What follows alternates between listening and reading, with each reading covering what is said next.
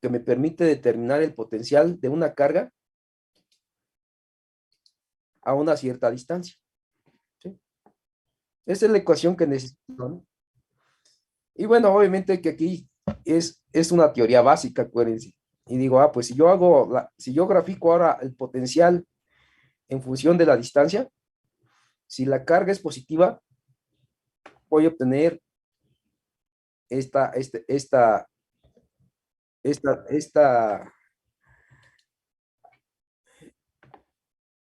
pues esta línea, ¿no? O esta figura, ¿no? Una parábola equilátera, ¿no? En la parte positiva, cuando la carga es mayor a cero, ¿no? Es decir, cuando la carga es positiva. Si la carga es negativa, el potencial tiene la misma forma, solamente que ahora está en la parte negativa, ¿no? Obviamente que esto es cuando tengo cargas solas, ¿no? Cargas individuales. ¿Qué pasa cuando tengo ahora cargas, dos cargas? Pues ya vimos que esta figura va a cambiar, ¿no? Estas figuras cambian. Y entonces, bueno, pero la fórmula es esta, ¿no? Bueno, esto es lo primero que deben tener en mente, ¿no? Esta ecuación. Dice, bueno, pero aquí nada más viene la teoría cuando tengo una carga positiva o una carga negativa, ¿no? Dice, pero ¿qué pasa si ahora tengo una positiva y una positiva? ¿Qué pasa si ahora tengo una negativa y una negativa? ¿Y qué pasa si ahora tengo dos cargas de signo contrario, ¿no? Entonces aquí pues me faltarían las gráficas, ¿no? Las gráficas para esos casos, los cuales pues no vienen en la teoría, ¿no? Profe, yo Pero, tengo una pregunta. sí, adelante, a ver, dime. Entonces, esto que está explicando ahorita es solamente cuando son cargas individuales. Sí, esto es para cuando tengo una carga solita positiva y esto es cuando tengo una Ok. carga solita negativa, ¿no? Por ejemplo, en los dos problemas que hay que es más Q y hay otro que es menos Q, sería con este ejemplo que usted está Este es dando más ahorita. Q. Sí, este es Ok, para más Q, ¿no? O sea que es una carga positiva, ¿no? Eso es lo que significa Q mayor a cero, ¿no? Carga positiva y carga negativa, es decir, menos Q, ¿no? ¿Sale? gracias.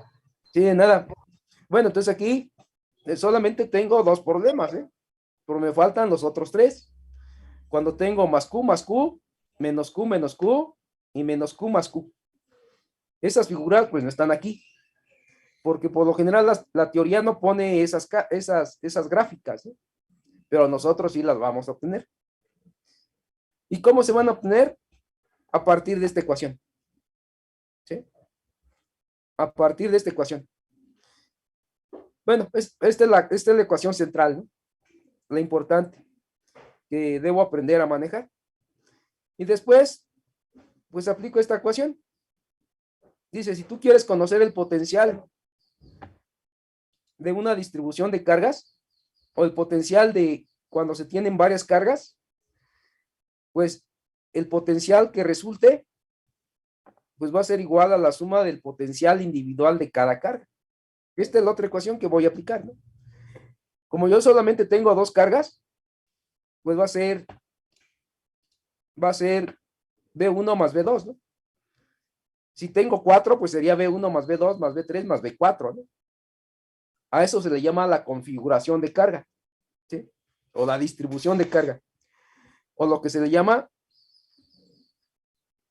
eh, que los potenciales se suman, ¿sí? Que cada carga contribuye con su potencial para dar un potencial resultante, ¿no? Esa es la otra ecuación importante. Y eso se refleja en el último ejercicio, ¿no? Cuando puse cuatro cargas, ¿no? Para que vean, esto es cuando tuve cuatro cargas, ¿no? ¿Qué pasa si ahora tengo cuatro cargas? La carga 1, la carga 2, la carga 3 y la carga 4, y están colocadas en los vértices de un rectángulo. Bueno, aquí sería de un cuadrado, ¿no? Pues digo, ¿cuál va a ser el voltaje total en el centro? ¿Por qué en el centro? Pues es algo importante el centro, ¿no? Es decir, el punto medio de las cuatro cargas. Digo, pues cada una de estas cuatro cargas aquí su potencial se va a sumar, ¿no? ¿Y cómo se suma? Pues aquí está, ¿no? Y entonces digo, pues es el potencial de la carga 1 más el potencial de la 2, de la 3 y la 4, ¿no? ¿Y cuánto vale el potencial de la carga 1? Pues es la constante, la carga 1 en TR1, la carga 2 en TR2, la carga 3 en TR3, más la carga 3 en R4, ¿no? Aquí, como mis cargas fueron iguales y la constante es la misma, Q1, Q2, Q3, Q4 tienen el mismo valor. Pues entonces saco como factor común la constante y la carga, dado que Q1, Q2, Q3 y Q4 es la misma. Y me queda esto, ¿no? Y aquí, bueno, pues aplico un poquito de decir cuál es la distancia que hay de aquí a acá. ¿Cuál es la distancia que hay de aquí a acá? De aquí a acá y de aquí a acá. Bueno, pues si aplico el teorema de Pitágoras, voy a ver que es raíz de 2 entre 2 por R, ¿no? Que es lo mismo a 2 sobre raíz de 2. Y como las distancias son las mismas, esta distancia, R1, R2, R3, R4 es la misma distancia, es decir, la distancia que hay del punto a las cargas es la misma, pues va a ser 4 veces. Voy a sumar 4 veces esto, ¿no? Y esto se pone así. Y después, pues eso se coloca así, ¿no? Ya sustituyo datos y encuentro el valor. ¿Sí? Encuentro el valor que es alrededor de este número, ¿no? 36 por raíz de 2. Joule sobre Coulomb, yo sé que el Joule sobre Coulomb es volt. Y entonces yo cuando puse mis 4 cargas a esta distancia, a 1 metro creo, entonces con el applet pues vi que yo obtuve 51.1. El valor dado por el applet, 51.1, ¿no? Dije, pues 50.9 es muy parecido a 51.1. ¿Y en cuánto se diferencian?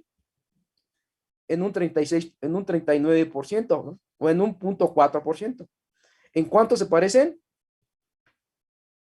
Pues sería prácticamente si este es 0.4, pues en un 94%, ¿no?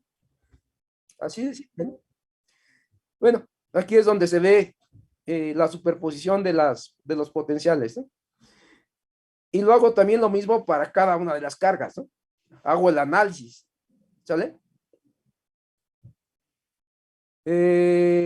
Bueno, pero la pregunta que hace su compañera, que es muy importante que quede claro, es bueno, comparto, dejen abrir el Excel para que todos les quede claro lo que está preguntando Gabriela, ¿no? Por ejemplo, en el Excel que les estoy compartiendo, o que ustedes van a poder bajar, pues les pongo el potencial para una carga positiva, ¿no? Y tengo la parábola en la parte positiva, ¿no? En una carga negativa, ¿sí? El potencial en una carga negativa que coincide con la teoría. En una negativa y una positiva, aquí ya la gráfica ya son diferentes. En una positiva, bueno, creo que este es el Excel viejo. Hay un Excel que ya lo mejoré, ¿no? Y una negativa, ¿no?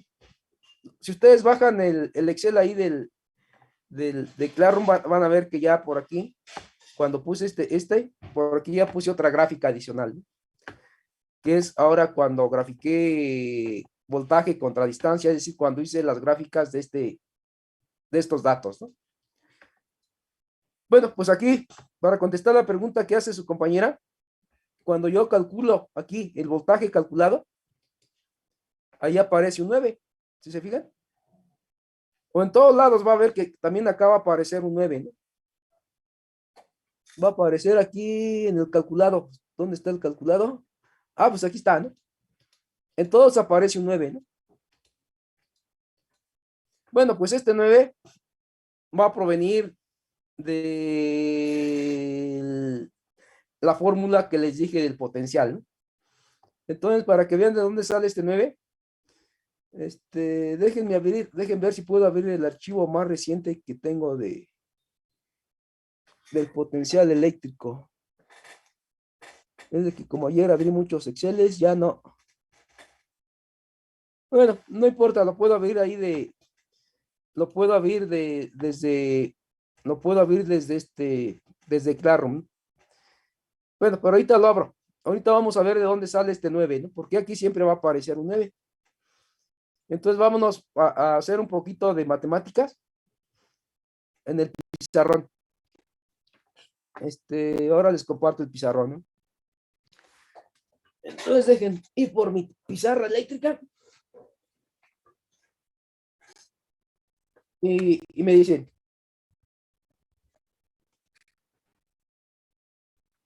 por ejemplo, ¿qué me está diciendo? ¿Qué me está diciendo el potencial? Me está diciendo, ¿qué me dice? ¿Cuál es la fórmula del potencial? La fórmula del potencial es esta, ¿no? Que el voltaje o el potencial eléctrico o la diferencia de potencial, como quieran llamarlo, se calcula multiplicando la constante por la carga y dividiéndolo entre la distancia. ¿Eso qué significa? Pues que el potencial está relacionado directamente con la carga, directamente proporcional a la carga e inversamente proporcional a la distancia, ¿no? ¿Eso cómo se interpreta?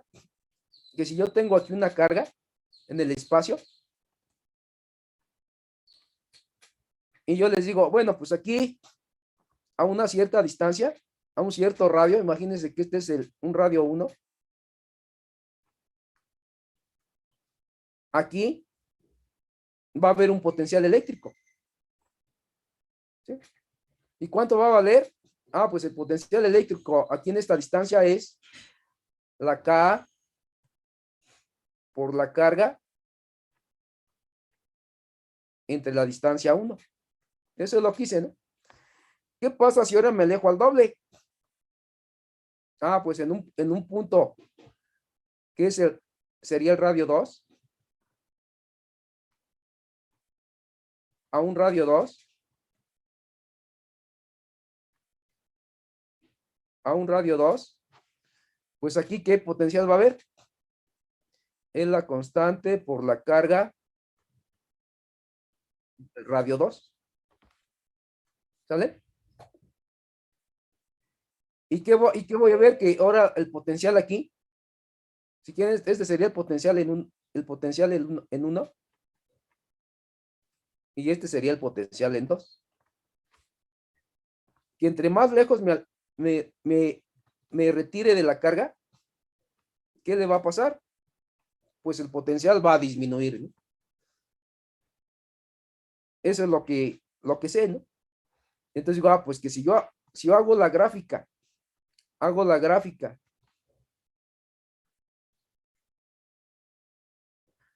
del potencial, hago la gráfica del potencial en términos de la distancia, pues voy a obtener esto. ¿Sale? Que cada vez que me aleje, el potencial va decayendo, va decreciendo. ¿Sí? Y esa es la hipérbola rectangular, ¿no? Eso es lo que me dice la teoría, ¿no? Eso es lo que significa esta ecuación. Dice, no, pero yo quiero, entonces, si tengo una carga, ahora me voy al instrumento. Si sé que utilicé una carga positiva de un nanocouplón, el cual yo sé que esto es a 1 por 10 a la menos 9 couplón. Eso es con la carga que voy a jugar primero con la positiva, ¿no? Y entonces decimos, ¿cómo puedo calcular el potencial? Ah, pues para calcular el potencial, necesito conocer la constante.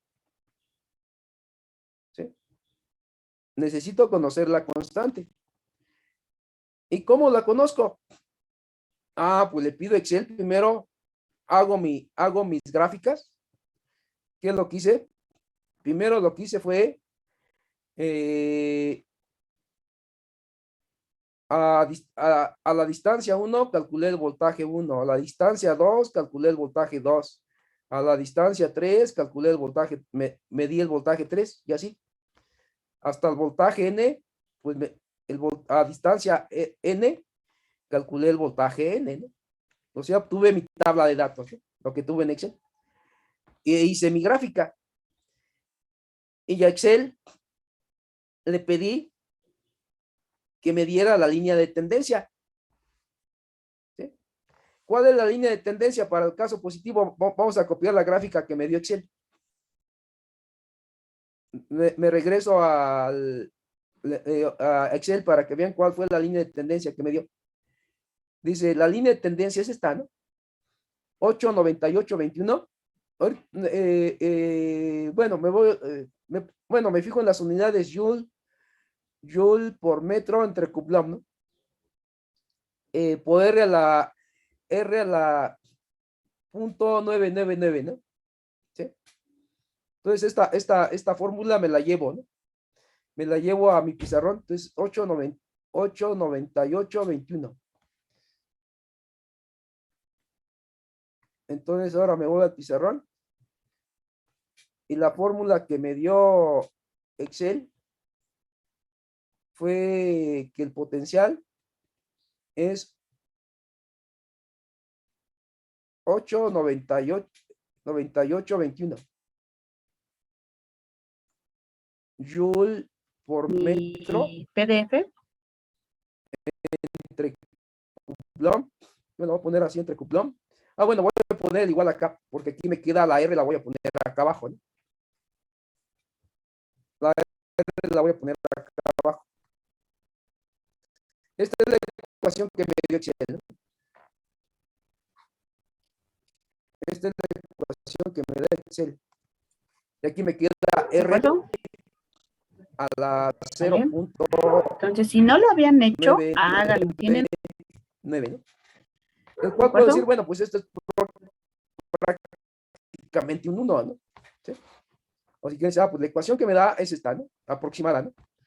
Pongo mi raya. 8,9821.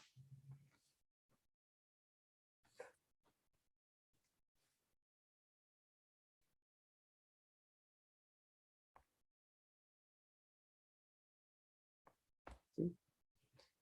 Joule metro entre Coulomb entre R, ¿no? ¿Sí? Dicen, ah, esta ecuación se parece a esta. Pues sí, esta es esta, ¿no? Esta es esta. ¿Sí? Y entonces digo, ah, pues entonces, ¿quién es este número? ¿Quién debe ser? Pues debe ser el producto de K por R, ¿no? Entonces, aquí de la teoría, lo que tengo en la teoría lo comparo con lo que yo obtuve experimentalmente. Bueno, mucha gente dice, no, pero eso no es, usted no hizo el experimento, usted está simulando el experimento. Bueno, lo que hice del experimento simulado, ¿no? Yo si quisiera hacer el experimento, pues tendría que irme al laboratorio y diseñar mi experimento para poder yo medir los potenciales a diferente distancia, ¿no? Y para ello tendría que tener equipo, tendría que tener equipo experimental. Pero bueno, pues ahorita estamos en pandemia, ¿no? Bueno, y aparte en la prepa no tenemos equipo para hacer este tipo de prácticas, ¿eh? También hay que ser realistas, ¿no? Pero al menos lo que me interesa es que ustedes entiendan la metodología, ¿no? cómo se trabaja ya cuando uno está en campo, ¿no? En campo real. Bueno, pues simplemente digo, pues este numerito no le queda otra cosa que sea ser K por Q. Digo, pues digo K por Q, ¿a quién debe ser igual? Pues debe ser igual a 8.9821 por Joule metro sobre Coulomb. ¿Sale? Y esta comparación, ¿de qué me va a servir? Me va a servir, ¿para qué? Dicen, yo conozco la carga, porque yo trabajé con un nanocuplón. ¿Sí? Yo trabajé con una carga de un nanocuplón. Digo, pues esta la conozco. Pues simplemente digo, pues aquí puedo determinar mi constante. Digo, pues ¿cuánto va a valer mi constante? Pues 8.9821 Joule mol sobre Coulomb por un nanocuplón. Bueno, pasa dividiendo esta carga, ¿no? Pero sé que esta ya vale 1 por 10. 1 por 10 a la 9.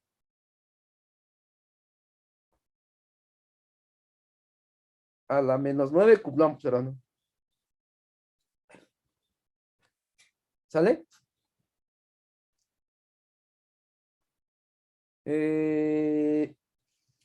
Déjenme ver, aquí tengo un pequeño error. Realmente no es Joules. Debe ser Newton. Ahí me confundí, perdón. Esto debe ser Newton. Ahorita vamos a ver por qué. Ese debe ser Newton, pero no es Joules, es Newton. ¿Sí? Y entonces digo, pues hago la división. 8.9821 entre 1 por 10 a la menos 9. Pues digo, pues esto es igual a 8.9821 por 10 a la menos 9. ¿Sale? A la más 9, perdón. Porque el 9, el exponente sube como más, ¿no? Si esto es menos acá, sube como más, ¿no?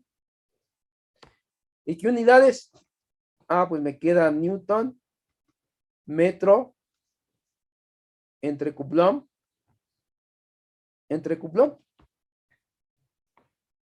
Dicen, pues ya calculé que la constante es 8.9821 por 10 a la 9.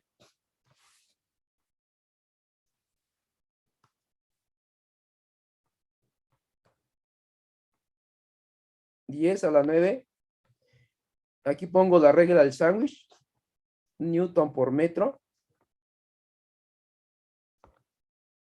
entre Coulomb cuadrado. ¿Sí?